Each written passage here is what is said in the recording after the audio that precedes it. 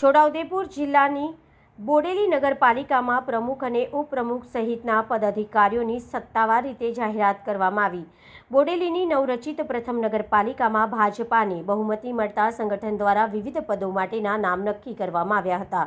બોડેલી નગરપાલિકાની ચૂંટણીમાં 7 વોર્ડની કુલ 28 બેઠકો પૈકી 6 બેઠકો મતદાન પહેલા જ બિનહરીફ થઈ જતા ગત 26 એપ્રિલના રોજ 22 બેઠકો માટે મતદાન યોજાયું હતું અને 28 એપ્રિલના રોજ મતગણતરી થતાં ભાજપાએ 22માંથી 20 બેઠકો જીતી ભવ્ય બહુમતી મેળવતા નગરપાલિકામાં ભારતીય જનતા પાર્ટીની કુલ 26 બેઠકો તથા પૂર્ણ બહુમતી થઈ હતી।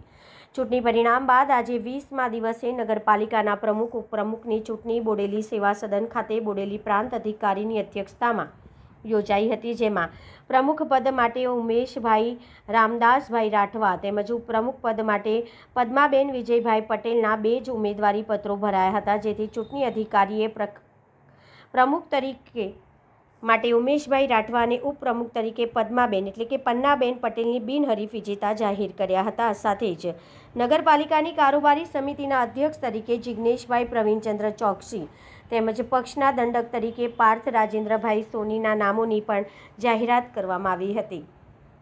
ભાજપા દ્વારા ઉમેશભાઈ રાઠવાને પ્રમુખ તરીકે અને પદ્માબેન પટેલને ઉપપ્રમુખ તરીકે પસંદ કરવામાં આવ્યા છે, જ્યારે કારોબારી અધ્યક્ષ તરીકે જિગ્નેશભાઈ ચોકસી અને દંડક તરીકે પાર્થભાઈ સોનીના નામની જાહેરાત કરવામાં આવી છે।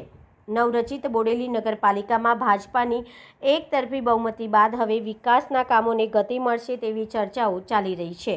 Bureau report Virendrasinh Desai, Bodeli. આજ રોજ બોડેલી નગરપાલિકામાં પ્રથમ બેઠક જે ચૂંટણી અધિકારીની અધ્યક્ષતામાં યોજાઈ હતી, જેમાં પાર્ટી તરફથી પ્રમુખ અને ઉપપ્રમુખની વરણી કરવામાં આવી હતી, જેમાં મારું નામ પ્રમુખ તરીકે જાહેર કરવામાં આવ્યું હતું, ઉપપ્રમુખ તરીકે પન્નાબેન વિજયભાઈ પટેલને જાહેર કરવામાં એમાં જે બોડેલી નગરપાલિકાના તમામ નગરસેવકોએ એમને આવકારી લીધા છે અને તે બદલ પ્રદેશની મોડી મંડળ તેમજ જિલ્લાના તમામ હોદ્દેદારો, જિલ્લાના પ્રમુખશ્રી, મહામંત્રીશ્રી તેમજ નગરના પ્રમુખશ્રી અને તમામ ધારાસભ્યશ્રી, સાંસદ સભ્ય સૌનો અમે આભાર માનીએ છીએ। આગળ જે લોકોને જે સમસ્યા હશે લોકોને મળીશું, લોકોને પ્રશ્ન સુધી અમે પહોંચીશું અને તમામ નગર સેવકો ભેગા થઈને અને એના પ્રશ્નને દૂર કરવાનો પ્રયત્ન કરીશું।